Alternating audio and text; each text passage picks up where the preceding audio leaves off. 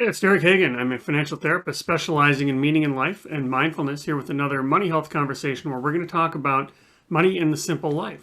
So I'm at my computer creating a spreadsheet, a very complicated spreadsheet to track all of my debt. It's 2005. I just got out of college and I've got tons of credit card debt in addition to the student loans that I have.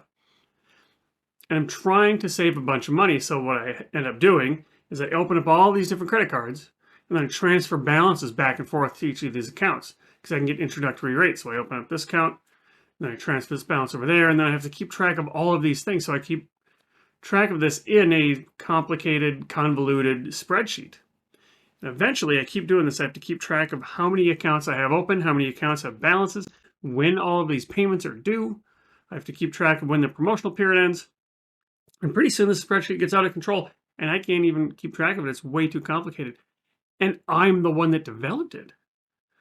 So I did all of this to try to save some money on some interest. I might have saved a couple $100 on interest, but it wasn't worth the time. I would have been much better with a far simpler system. When we talk about living a simple life, the opposite of a simple life is a complex life.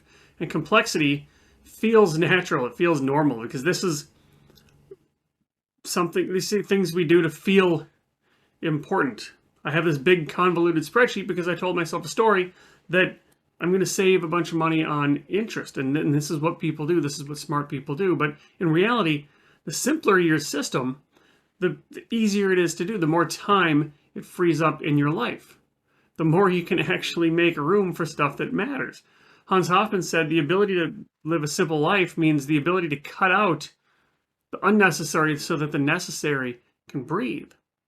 Right? So simple life means only putting those things on your plate that are actually important to you. So if we plot complexity versus simplicity here, the more simple your life is, the simpler your system, the simpler lifestyle you can have, the more content you're going to be, the more happy you're going to be. And this is important as you think about your life as a whole.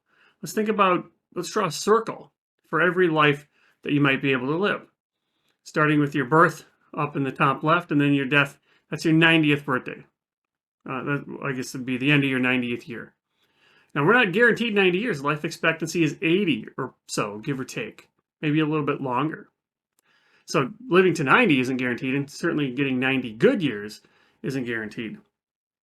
Right? And you've lived some of these. Right? So the point here is that life is short and life is finite. And what you find is people on their deathbed, people that have near-death experiences, they wake up and realize, I've been paying attention to the wrong things.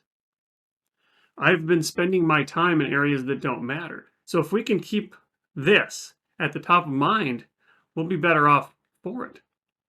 Because when you think of all the things that are going to happen in life, all the things that you can pay attention to, all the things that you can spend your time and money and energy on, the things that matter are a very small subset of that. And if we say this a different way, most things don't matter, but we spend most of our time, most in our life, on the things that matter. So if we want to live a simpler life, a more meaningful life, we can start to chip away at those things that don't matter. So remember, default mode.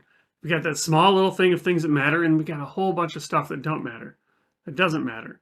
So if we can keep those things that matter and just start hacking away at some of the things that don't matter, and then keep shrinking, keep chipping away at those things that don't matter, pretty soon your life is going to be only things that matter. And when you can do this, when you can combine your life and things that matter, well, now you're on a life towards happiness. Now you're on a life towards contentment. This is the good life that you'd be happy to look back on. You get one life. Live intentionally.